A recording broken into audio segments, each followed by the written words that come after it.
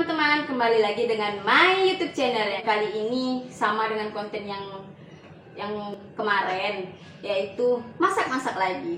Tapi kali ini saya mencoba resep dari nenek, yaitu buat selai srikaya.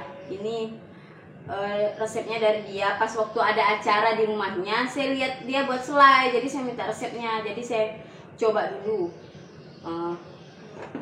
untuk dimasak. Mau tahu apa aja bahannya? Nih, bahan utama itu sebenarnya kalau buat selai itu telur.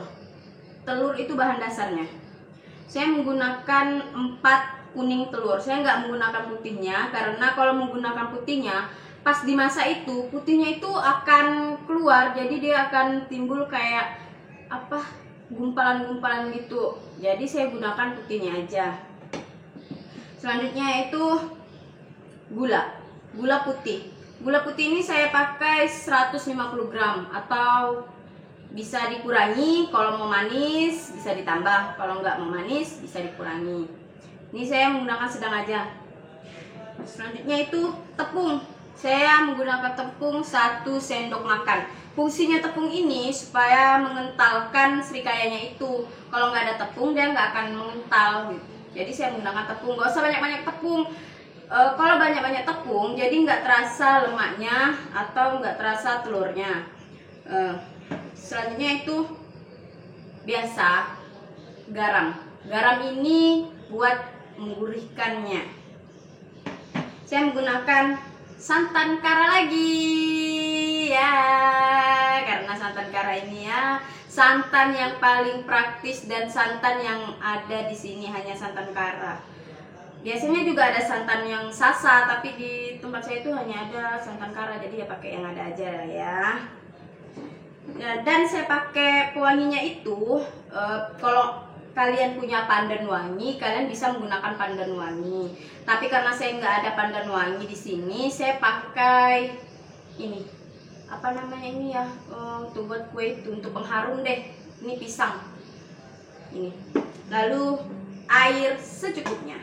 Oke. Kita mulai untuk mencampurkan semua bahannya ya. Ini semua dicampurkan ke dalam tempat. Kita masukkan dulu. Oke. Kita masukkan ya. Masukkan. Oke, masukkan semua telurnya sampai habis. Selanjutnya itu gula.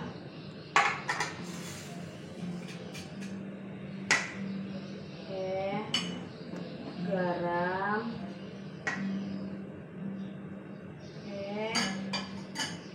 tepung,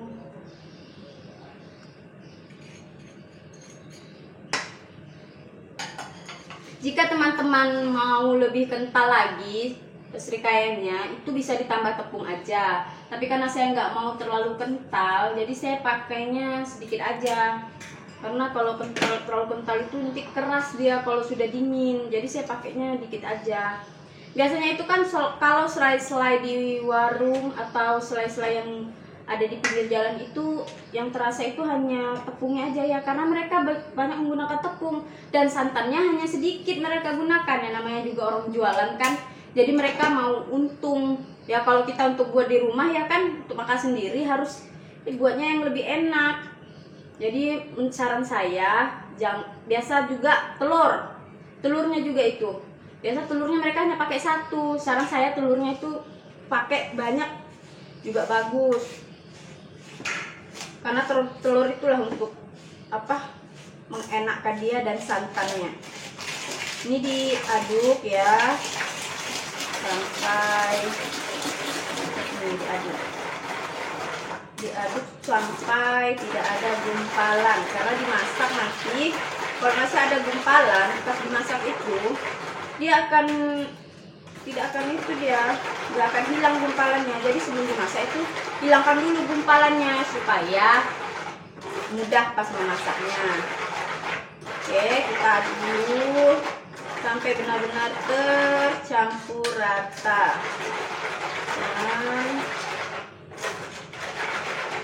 Masih ada yang pindu-pindu gini.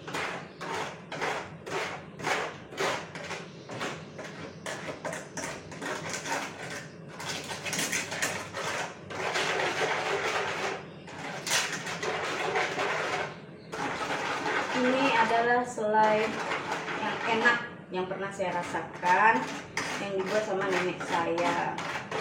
Jadi saya cobakan untuk teman-teman semua supaya dapat membuatnya di rumah sendiri.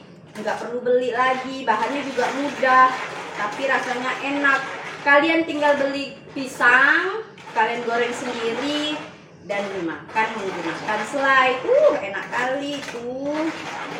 Kalau di Pontianak itu atau orang Melayu tuh paling suka selai buatan sendiri. Apalagi kalau musim lebaran ya. Kalau orang Bugis atau orang Melayu itu makan paklau, tahu kan paklau kan? Paklau itu pasti pakai serikaya atau enggak kalau ada lagi itu pakai pelopo. Saya juga baru ngerti itu pelopo. Saya pernah buat sekali.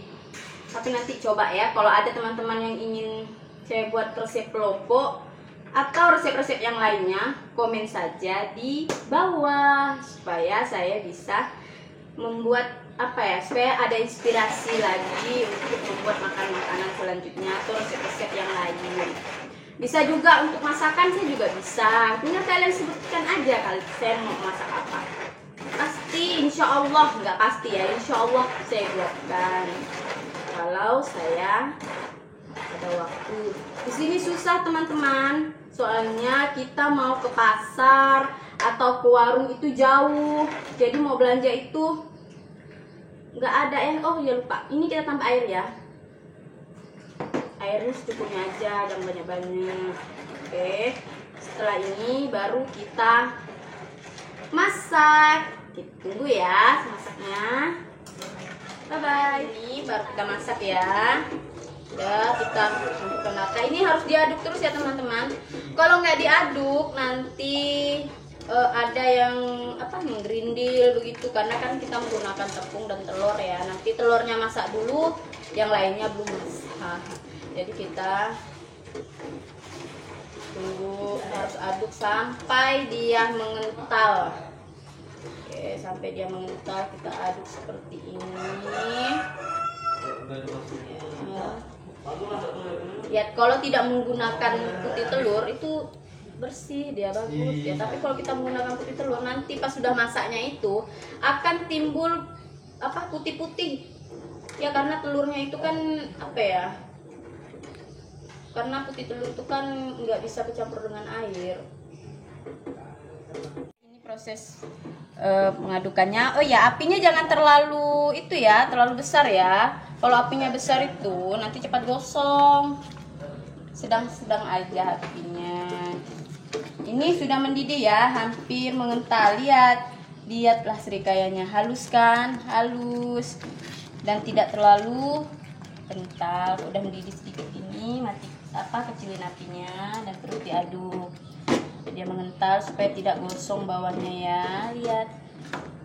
Ini serikaya homemade ya.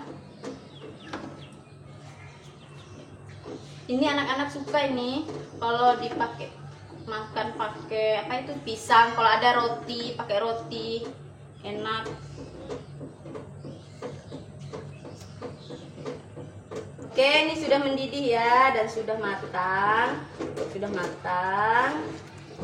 Ya, kita angkat dan kita masukkan ke dalam, matikan kompornya dan sudah teman-teman. Tidak lupa saya ingatkan, jika ada pengen resep-resep yang ingin saya buat, tinggal komen aja di kolom komentar. Nanti insya Allah saya akan buatkan semuanya. Maaf juga ya teman-teman jika ada salah kata atau maafkan. YouTuber pemula, jadi ngomongnya itu masih canggung dan masih salah-salah. Jadi saya mohon maaf. Sampai di sini dulu channelnya. Assalamualaikum warahmatullahi wabarakatuh. Dadah. Muah.